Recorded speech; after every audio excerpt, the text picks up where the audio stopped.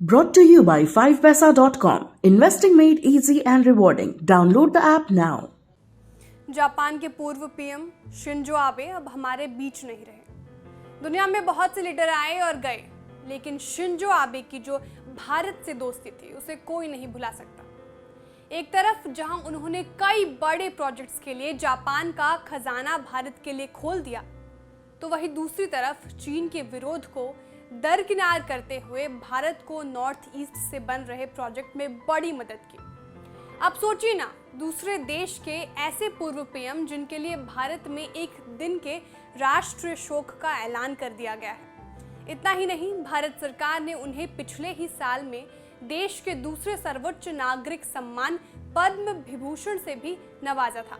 इसी से हम भारत को लेकर शिंजो आबे की अहमियत का अंदाजा लगा सकते हैं। इस रिपोर्ट में हम आपको दिखाने जा रहे हैं शिंजो आबे के भारत से रिश्ते और दोनों देशों के बीच हुई ऐतिहासिक बिजनेस डील की कहानी। हेलो एंड वेलकम, मैं हूं श्रेया ठाकुर और आप देख रहे हैं बिस्ताक। शिंजो आबे का भारत से खास नाता रहा है। वो सबसे ज्यादा भारत आने वाले जापान के पहले प्रधानमंत्री हैं। अपने पहले कार्यकाल में आबे 2006 में पहली बार भारत आए थे। उस समय उन्होंने भारत में संसद को संबोधित किया था। 2012 में फिर से प्रधानमंत्री बनने के बाद आबे 2014 में भारत आए थे। वो 26 जनवरी की परेड के मुख्य अतिथि थे। आबे जापान के पहले प्रधानमंत्री हैं जो 26 जनवरी की परेड के मुख्य अतिथि रहे थे। इसके बाद आबे ने दिसंबर 2015 और सितंबर 2017 में भी भारत का दौरा किया। साल 2014 में मोदी के प्रधानमंत्री बनने के बाद भारत और जापान के रिश्तों में नया जोश भर गया। इस दौरान दोनों देशों के बीच कई अहम समझौते पर हस्ताक्षर हुए। इनमें काशी को क्योटो के तर्ज पर विकसित करने, बुलेट ट्रेन परियोजना, न्यूक्लियर एनर्जी, इंडो पैसिफिक रणनीति और एक्ट ईस्ट पॉलिसी शामिल है। 2014 में जब मोदी जापान गए तो काशी को क्योटो के तर्ज पर विकसित करने का समझौता हुआ था। इसके तहत जापान काशी को स्मार्ट सिटी बनाने में जरूरी इंफ्रास्ट्रक्चर बनाने के साथ साथ ऐतिहासिक धरोहरों, कला और संस्कृति को संरक्षित में भी मदद कर रहा है। दिसंबर 2015 में जब आबे भारत दौरे पर आए थे तब वो प्रधानमंत्री नरेंद्र मोदी के साथ वाराणसी गए थे।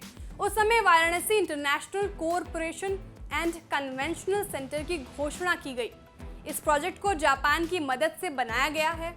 इसमें जापान ने 186 करोड़ रुपए की मदद की थी।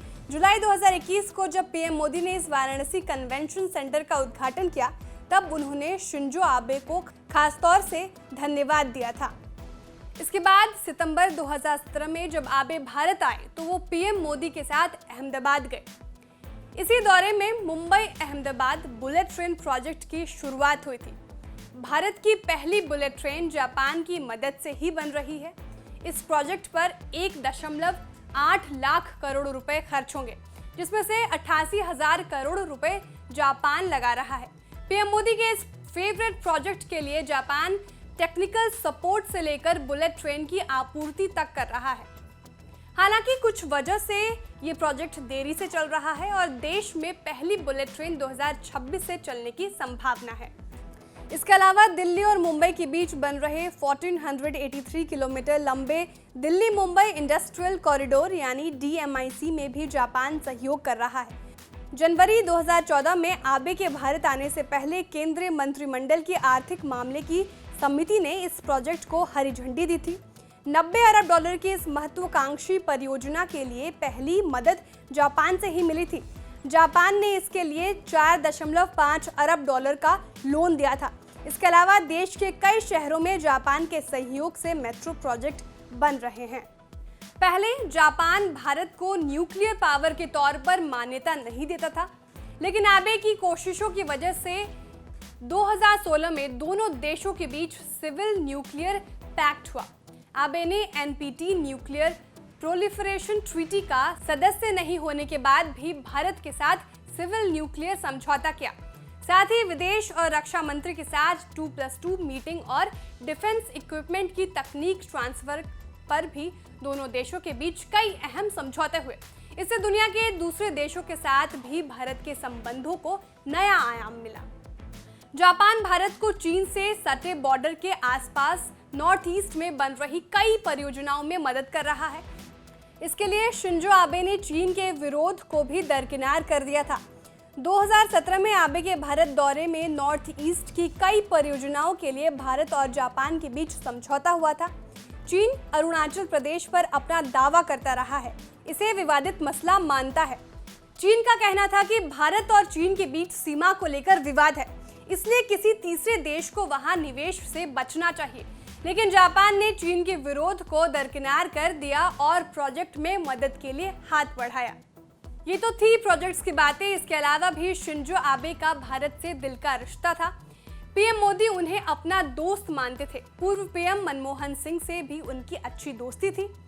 शिंजो आबे के निधन पर पीएम मोदी ने अपना दुख जाहिर करते हुए ट्वीट पर लिखा, शिंजो आबे के साथ मेरा जुड़ाव कई साल पुराना था। मैं गुजरात के मुख्यमंत्री के रूप में अपने कार्यकाल के दौरान उन्हें जानता था और मेरे पीएम बनने के बाद भी हमारी दोस्ती जारी रही। अर्थव्यवस्था और वैश्विक मामलों पर उनकी तीक्ष्ण अंतर्दृष्टि ने हमेशा मुझ पर गहरी छाप छोड़ी। कुल मिलाकर देखा जाए तो भारत ने अपने एक अच्छे जापानी दोस्त को खो दिया, लेकिन शिंजो उनके जानने वाले और उन्हें समझने वाले दोस्तों के दिलों में हमेशा बसे रहेंगे। तो आपको हमारा वीडियो कैसा लगा कमेंट करके जरूर बताएं। वीडियो को लाइक और शेयर करना ना भूलें। ऐसे ही वीडियो देखने के लिए बिस्तक को सब्सक्राइब करें।